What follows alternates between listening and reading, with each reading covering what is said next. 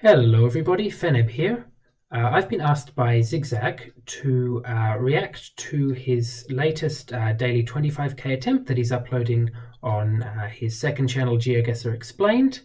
I've got the link in the description in case you want to check out the original episode. I've been asked to provide some tips and feedback on how he could potentially have sped up his time and found the 5Ks a little bit faster.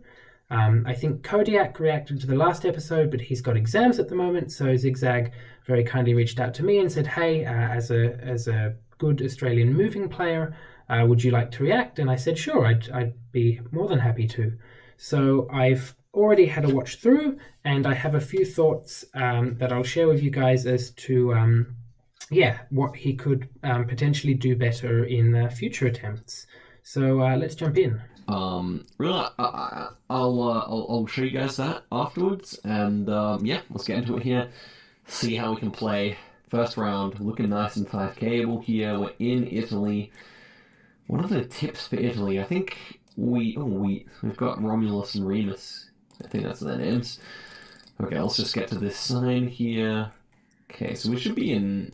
We're in New Rome, is that right? Nova Roma.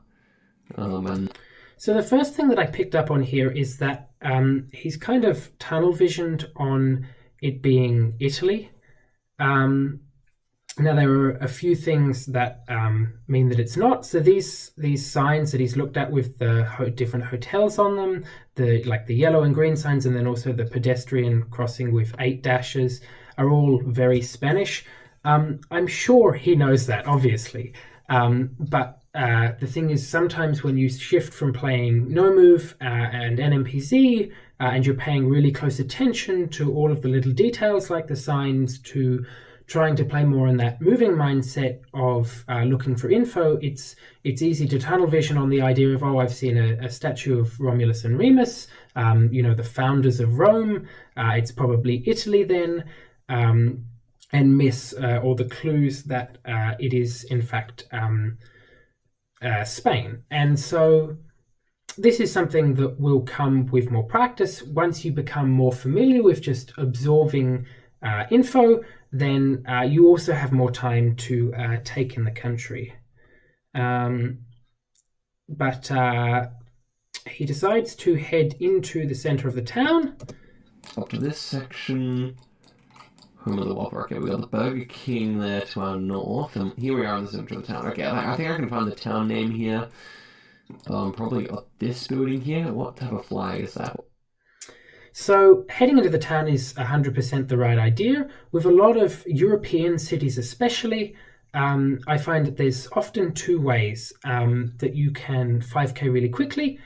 You can either head out of the town and look for road numbers, highway numbers, a sign that says what town you're entering or exiting, or the other way is that you can go to the town center and there'll be often buildings in the middle that say, oh, municipality of this city.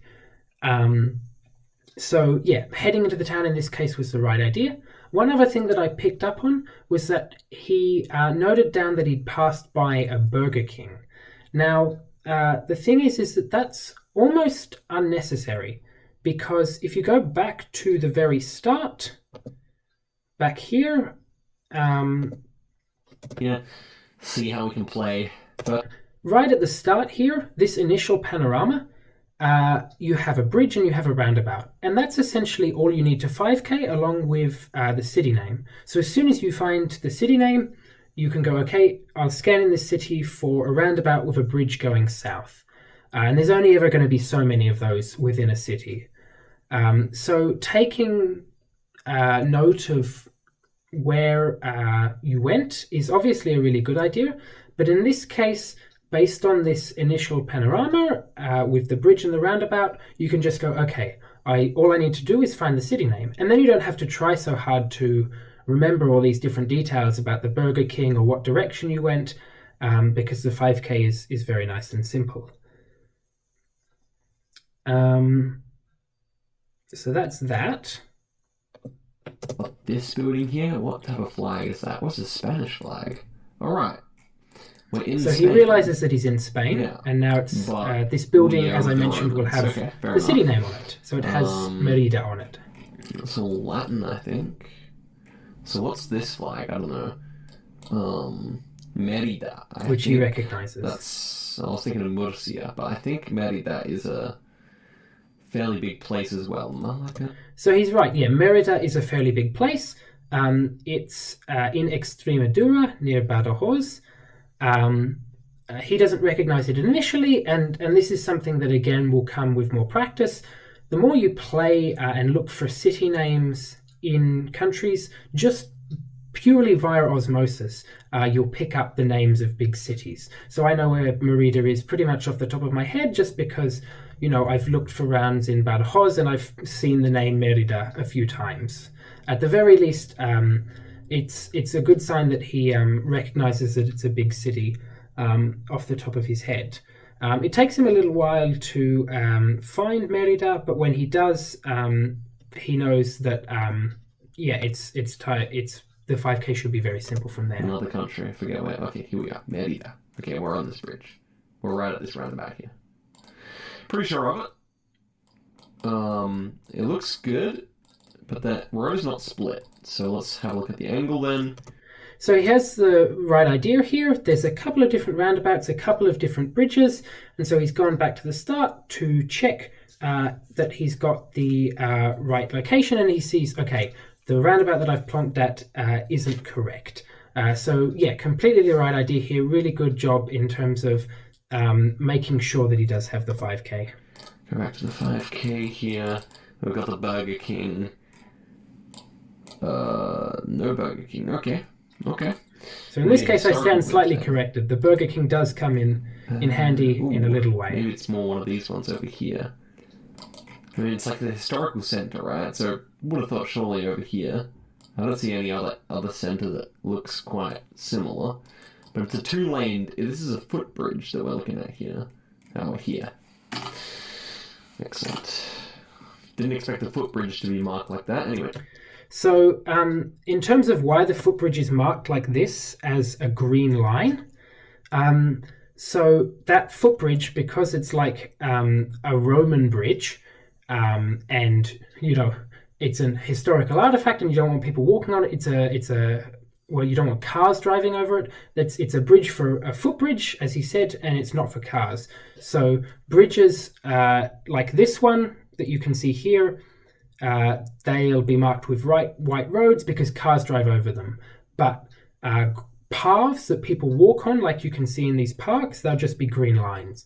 So that's why the bridge is marked like that. A small detail that comes in handy sometimes for scanning in urban areas. What do we have next? A border location in Austria and Liechtenstein. Didn't expect the footbridge to be marked like that. Anyway, next one here, we are on the border between Austria and Liechtenstein. Okay, fun. So he correctly identifies that it's a border, and border locations are something that come up a lot in moving games, and they're actually something that almost is a category of 5K in themselves. And the more border locations you do, again, they become easier over time. So that would put There's us right patterns here. that reappear. And let's just get the angle here, I would say. Actually, no, it probably has the town name as well, doesn't it? Vorarlberg. So yeah, getting the town name is completely the right idea rather than checking the angle. As you can see, it's sort of a northeast road, and roads heading out of Liechtenstein into Austria, as you can see along this border, there's going to be a lot of roads that go northeast. So it's far easier to check where the towns are and scan for the towns rather than checking for a specific road. Now, he gets a bit tripped up here over initially he assumes that it's heading northeast into Liechtenstein, and then corrects himself and then has a bit of trouble finding Vorarlberg. Vorarlberg kind of doesn't really show up on the map. So the way that I would probably approach this round is to simplify it down as much as possible. So you have a border crossing, Austria and Liechtenstein, and you have two towns. Vorarlberg, and Mauren. And so that way, you don't really need to worry about the road angle or what the road angle does. You don't even need to worry about which direction Austria and Liechtenstein are. All you need to do is to scan for the two towns, Mauren and Vorarlberg, along the border. And then once you find them, there's probably only one or two roads that go between them, and that makes finding the 5K a lot simpler. So yeah, that would be my advice for some future border crossing rounds like this. You don't need to worry about what country you're heading into or exiting or what the road angle is. Just look for the two towns that are on either side of the border. Sometimes you won't necessarily have the names of both towns, but often you do. But once he finds the towns, he does a pretty good job of pinpointing based on the road angle, which I thought was pretty good. Yeah, that's it. I'm saying it. Nice. I could just see the bend being right. Oh, that was painful. Next one, yeah. So yeah, again, a combination of confusing a few different things and perhaps trying to scan for too many different things, road angle and town names and directions of countries. So trying to simplify things as much as possible in moving rounds, because you've got so much to keep track of, trying to simplify things as much as possible is always a good idea. Next we have this Lesotho round. Maseru and Mokot, I think it's the southern one, is it? So Mokotlong is out here in the east. It's a reasonably big town, which Zigzag hasn't heard of before. So he has a little bit of difficulty scanning for it. But again, the more you play even these small countries, you don't often play them in no move because, something like Lesotho is pretty difficult to learn no move. But in moving, they come up a lot more because, you can put pinpoints in different towns and stuff and you can find info. So the more you play moving, often the more you become familiar with small countries like Lesotho or Singapore or Macau or Hong Kong, etc. So he finds Mokotlong and then begins scanning.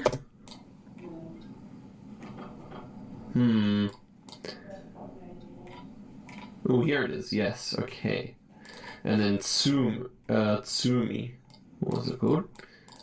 Okay, so they were opposite sides. Tsime. I would assume that's going to be nearby this one, because, Mokotlong is pretty obscure. So this is one mistake that he makes that costs him a fair bit of time here, is that he makes the assumption that Tsime is going to be fairly close to Mokotlong, because Mokotlong's a smaller town in Lesotho. Unfortunately, in most cases, that would probably be a fair assumption. In the case of something like Lesotho, however, because a lot of the population is really nomadic, there aren't a lot of really big towns. Mokotlong is actually one of the larger cities in Lesotho. So there's no guarantee that Tsime is going to be any closer to Mokotlong than it is to Maseru. In fact, it's about halfway. It's up north here. So in this case, what you could do is, again, you can try and keep it as simple as possible. You don't need to make any assumptions. Just scan for Tsime along the road between Maseru and Mokotlong, and it shows up at a fairly far away zoom level. So that makes finding where you are reasonably simple. He finds Tsime pretty quickly, though. Mortang. And then, he to find Tsime, he uses this sign. And this is another sort of error, I think, is that instead of noting first that Mokotlong is quite a way away, he starts looking for Moteng. And Moteng could be anywhere, but having the fact that Mokotlong is 150 kilometers away means that you want to start looking for Moteng quite a way away. It's nearby. Gosh, what's going on here? This is a very good sign for the standards of this country, though. Mokotalong is 160. Okay. And then we want Motang. Yeah, So that's to our south. Taking in the distances immediately would save time up there. Here, then. And in fact, Motang kind of doesn't show up here. I'm struggling to get the what's Sime, yeah. So yeah, he finds Sime, and from here the pinpoint is reasonably straightforward, but he kind of overcomplicates things a little bit. So the intersection that he has a road north and a road south to Sime, and he has a bit of trouble finding it. And so he decides to go look for more info. And these signs that are here are all blurred out, which is quite common in Lesotho and Eswatini and South Africa and also Botswana as well. For whatever reason, their white and green signs tend to be blurred out quite a lot, which is annoying, but it happens. But yeah, with the information that you have, with Sime and Sime being to the south, that's kind of all you need, because you're going to be along the A1 somewhere, and you need to find just some intersection that works. It's like this.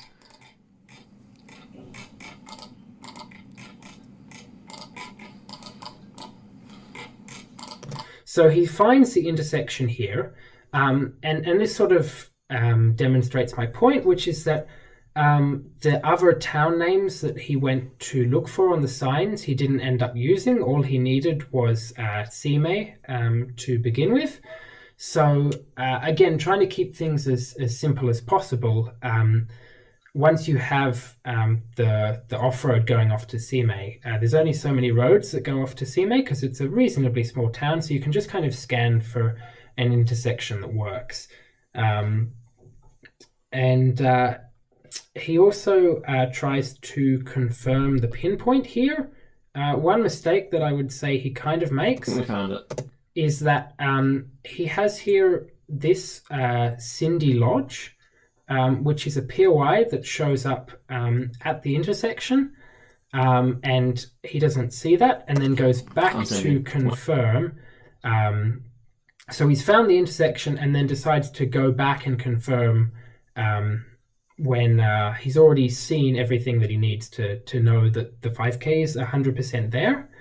But obviously confirming is always a good idea. Better to be safe than sorry. But yeah, he loses another 30 seconds here to confirming when he's already got the info necessary. Also, one more thing that I'd add is that you kind of don't need to confirm in this location because this is really the only intersection that fits. But I can't really blame him too much for confirming. I do a fair bit of it myself. So on to the next pinpoint. That was my bad play. Okay. Blue car 23. I think in Alberta here. We actually can. I think we should just get to a main road here. So he's got the right idea here. Also, I wish I knew car meta and copyright as well as he did, because in this case it can actually be really useful to narrow down the region that you might scan in. Now, he has completely the right idea here to go to a main road. You're in a city somewhere in Canada. There'll probably be a highway nearby with highway numbers or distances to other places, so definitely the right approach. Now, there are two ways that you can take here to backtracking. The way that Zigzag uses is to look at the street names first here, but he doesn't try and remember them. So his approach is to go find what city he's in and then come back and check check the street names. So that way he doesn't have to remember them, which is a perfectly valid way of doing it. Another way that I like to do often is to memorize the names of the streets at the start. And then that way, once I find what city I'm in, I don't necessarily even need to backtrack at all. I can just scan for the street names on the map, and I don't even have to go back to the starting location to 5K. I can just click on the intersection.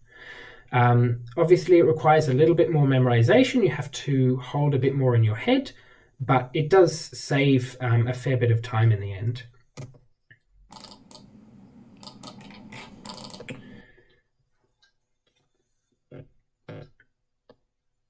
So he comes to signs. Okay, we got place names for days. Edmonton is nearby, and Edmonton is to our northish. So one thing that I picked up on here is that he had 2 signs there, which you can see here. There are 2 signs here. Okay, we got place names for day.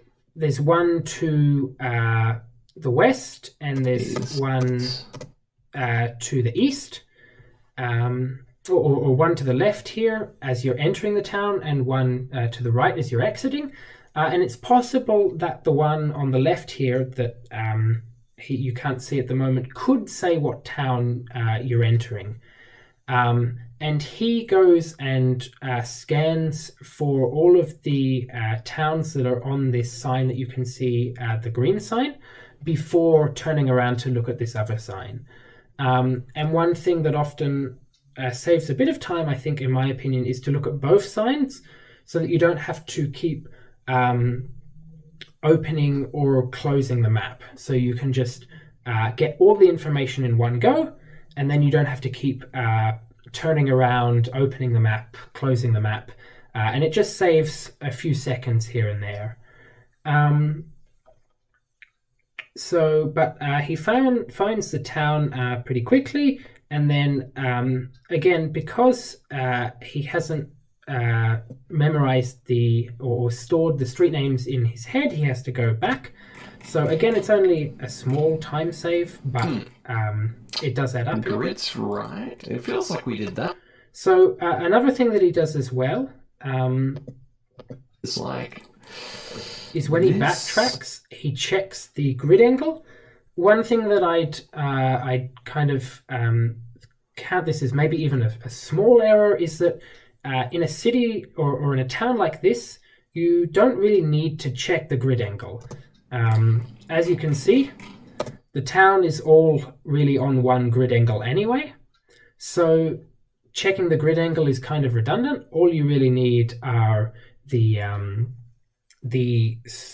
2 street names, and it's possible, I mean, you have to be quite confident that you've got the right town, but it's possible that because he had the town all the way back here when he was looking at the signs back on the highway coming out of Barshore. So he has the town right here, and if you have the town names memorized here, you don't need to go back, you don't need to backtrack at all. You can just click the 5K right here because you've got the correct intersection. But again, it does require more memorization, more stuff to store in your head, which is a lot harder. But hopefully that'll come with practice. So moving on to the last pinpoint, which is in Uruguay. Let's get the city off this sign. Montevideo. Yeah. Okay. I think we've got to get he heads north and hits this main road. Intersection would be my game plan here. I mean, this is a huge road. And yeah, he has a complete right idea to head to a big intersection. Yeah, this is something that'll be scannable on a map. Not too useful there. We're headed southwest on this pretty much. It's almost directly west, this road. Just slightly southwest. It looks promising. It does. Yeah, absolutely. Supermarket there. What kind is that? We can use that later. It's a DeVito or something. I'm going to set a checkpoint here.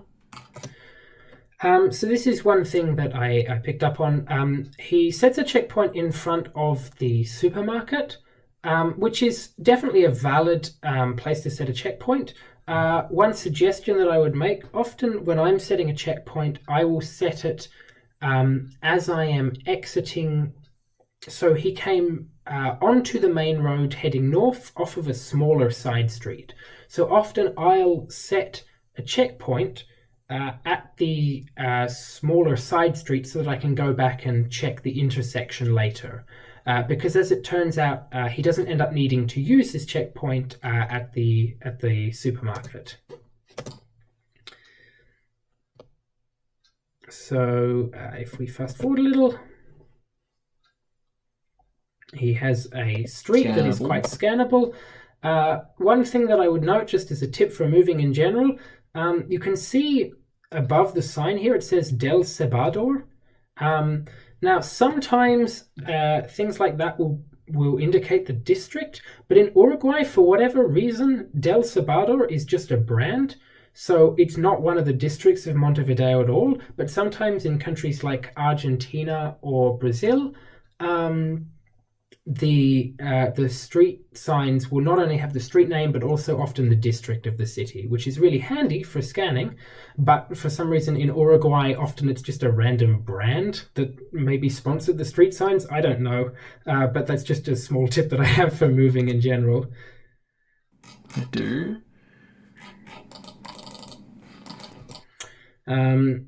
So he finds the road and then is scanning for the POI. What does it say? Or the supermarket. Yeah, it's definitely Divino. So, I mean, I could just go back to the start, but I want to work out where we are right now, you know? Because I'm confused here. Like, why is it to the north? Well, let's get the intersection here. That's a much better idea. This was Santa Monica. Yeah, so grabbing the intersection idea is definitely the right idea in this place, and it's good that he picked up on that. In this case, he was struggling to find the supermarket because there's two Divino supermarkets along the Avenida Italia, which can often happen. Sometimes you'll have two of the same POI. So scanning for a road where often you're only going to have one of that particular road in a city is often a bit more surefire. He also didn't really check the road angle here, so checking the road angle would have immediately confirmed that the supermarket was wrong, because here the road isn't quite perfectly east-west. So yeah, remembering to check a road angle more often is in general a good idea. But he finds the intersection. We were traveling to the and then west, goes to pinpoint. So we started out much more out here. Let's go back. So again, going back to the start, what you can see now is that because he set the checkpoint at the supermarket, which he never ended up using, now when he goes back to the start, he can't go back to the checkpoint and check what intersection. He has to click all the way back to the main road. Oh, it's going to be a fairly difficult 5K here, I think. Which is a fairly small time loss, but again, these sort of little micro time saves do add up over time. Went north, north, north, and it's pretty much northwest, and it bends slightly. So once he finds the road, once he's back at the intersection of the main road. Yeah, Graal French, that's enough for me. So yeah, we're on this road, and then we, I guess, come here, and we get a street name maybe, or just see that there's a mansion here. So one final thing that I would note in terms of finding the pinpoint really quickly, he notes that there's a mansion there. The mansion is probably unlikely to show up. It could potentially be a hotel, but it might just as well be an unmarked building. The easiest thing in these sorts of suburbs is actually three ways. So in this case, you can see that southeast of the mansion where he looked, there was a road to the east, but not to the west. So he's at a three-way, so he's either going to be at this road here to the north, or this road here to the south of where his pin is. And the way that he can confirm is just by checking how close the road to the west is, so this other three-way. And that makes the pinpoint really quick. You can do it in a matter of 5-10 seconds, and you don't have to worry about scanning for a mansion POI or anything like that. So in suburbs, especially in Latin America or in Europe, where you've got lots of different streets in a big grid and stuff, and it's really confusing, checking for three-ways in a grid where there's lots of four-ways is really your friend in terms of picking up pinpoints really quickly. So yeah, that's all of my thoughts that I have for this 25k attempt. Overall, actually, I will say Zigzag's thought process and approach, especially on this Uruguay round, was really, really good. He went to the main road. He scanned for an intersection and went for a recognizable intersection. Once he had the intersection, he went back to backtrack really quickly. Yeah, overall, I think out of all of the rounds, I think he played the Uruguay one the best. So yeah, those are all of my thoughts. Thanks very much to Zigzag for inviting me to do this. And yeah, I hope that everybody watching could get something from my comments as well. Yeah, thanks very much for watching, and I'll see you for the next 25k attempt.